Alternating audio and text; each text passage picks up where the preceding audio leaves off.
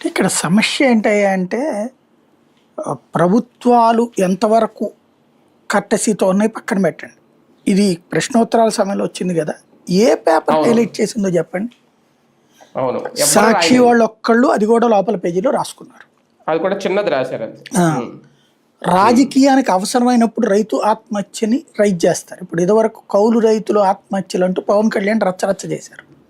ఉమ్, మరి ఇక్కడ దీంట్లో 2,500 మంది చనిపోయారని ఉంది ఏడాదికి. ఉమ్, ఉమ్, రాష్ట్రంలో అత్యధిక ఆత్మహత్యలు రైతులు రైతు కూలీలేని ఉంది, నివేదిక అవును. చెప్తోంది అది.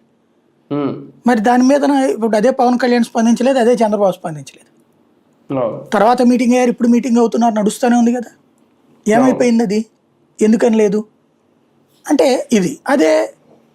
ఇప్పుడు జరిగిన వాటిని వైసీపీ స్పందిస్తుంది, కానీ జగన్ ఎందుకు మాట్లాడట్లేదు దాని మీదన దీంట్లో. అదే కదా. అంటే రైతు మనకి రాజకీయ అవసరానికి ఉపయోగపడుతున్నాడు తప్పించి నిజమైనటువంటి చిత్తశుద్ధితో ఎవరు ఆలోచించట్లేదు. ఎస్, ఇది నిజం. దానికి రీజన్ ఏంటయ్యా అంటే రైతుల ఓట్ల కంటే రైతు కూలీల ఓట్లు ఎక్కువ ఉన్నాయి. రైతుల Okay. సమస్యలు పరిష్కరించాలన్న కమిట్మెంట్ వీళ్ళకి ఎవరికి లేదు. ఎందుకంటే వాటి నుంచి మనకేం కమిషన్లు రావు.